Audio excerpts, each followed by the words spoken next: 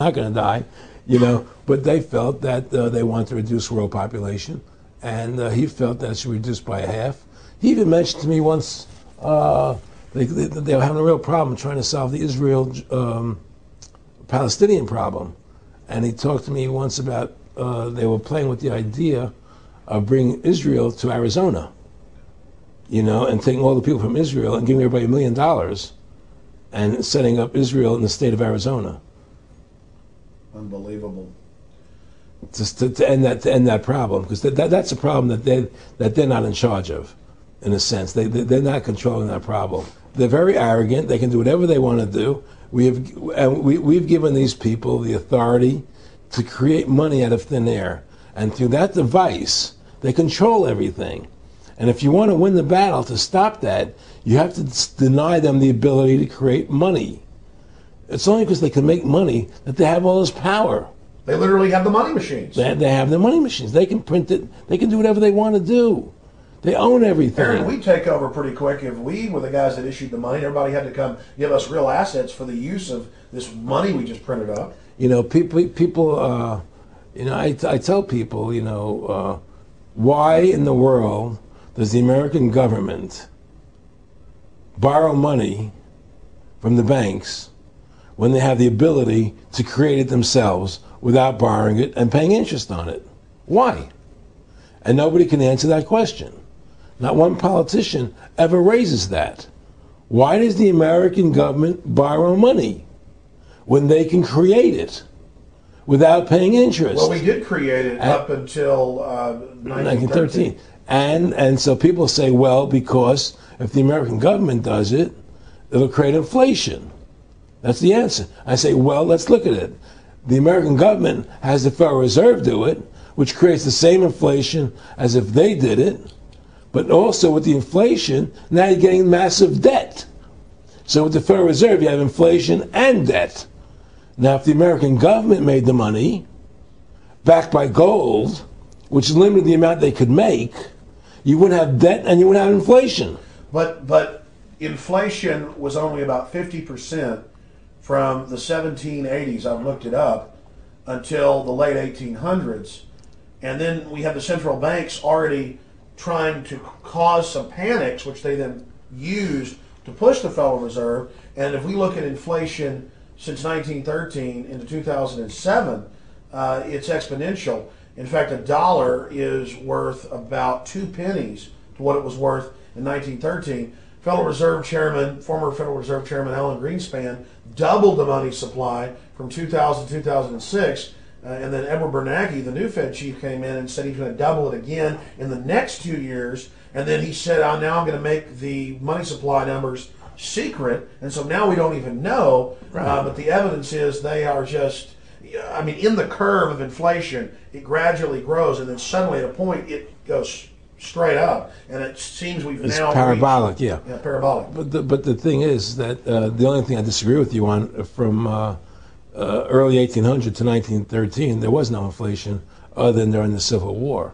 When Lincoln was well, I'm talking about how much $1 was worth. And I know it never changed. There was no inflation. In that whole 100 years, there was no inflation. People knew what the money was worth. They could retire. They knew what it would cost them to live their lives out. There was no problem. It was only since 1913 when the Fed came in that we created massive inflation and massive debt. So then what you said earlier, then there really wasn't inflation. There was no inflation. So you don't get inflation when the government issues the money, at least in the U.S. history. Well, not if it's backed by gold. Well, exactly. But I'm talking about, and I did look this up, and I believe that if you look after the country was set up, and some of the things that happened with Andrew Jackson and the rest of it, there were points where it spiked and there were manipulations. There were points, mostly during the Civil War. Yeah. And that's because Lincoln printed so much money. Exactly. That's right. But once that ended, but basically there was no inflation other than that during that short period of time. A loaf of bread was a loaf. Of course, the same thing. People could plan their lives. Today, they planned inflation. Now you have two parents working. They can't afford to pay for their family anymore. The kids are going to state-run schools now. The kids are being indoctrinated how to think. They're being given Ritalin. They're being given all these drugs. The whole country's being dumbed down. It's all because of the Federal Reserve System. And the Federal Reserve System and these bankers are responsible for the demise of America. And if we ever want to win this battle, you must shut down the Federal Reserve System.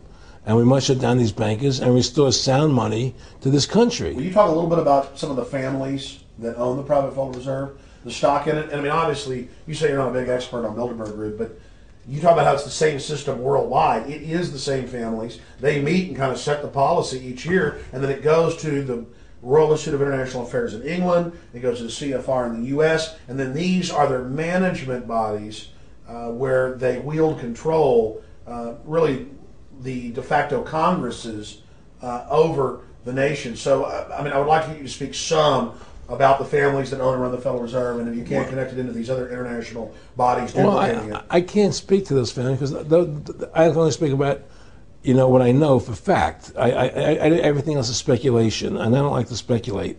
I know about Rockefeller because I was friends with him. We talked about it, and I can tell you firsthand. What did Rockefeller tell you about the Federal Reserve and their family owning part of it?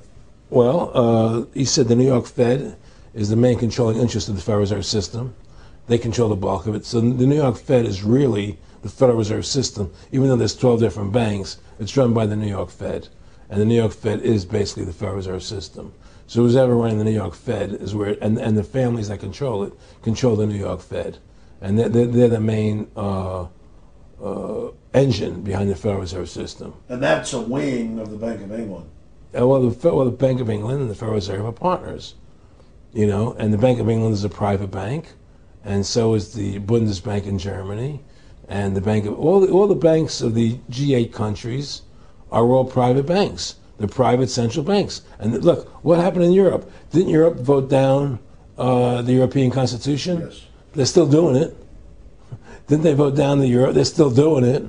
They don't care what the people vote. They do whatever they want to do. What we want doesn't matter anymore. It's their agenda, it's their plans that matter. Isn't that prima facie evidence of a tyranny? Well, there's no question we're in tyranny. There's no question we're living in a world where the American citizen is no longer a free individual human being to do the things that they wish to do. We're slaves, and it's getting worse. What do we got to do to bring these people down? In my opinion, you must shut down the Federal Reserve System. And I think that there has to be an uprising. There has to be an uprising. People have to stand up. I can't do it alone. You can't do it alone, Alex. And we need to get a majority of people, not a majority of people, but it was 5% won the war against the British, a highly motivated group. But I agree, people have got to get angry first.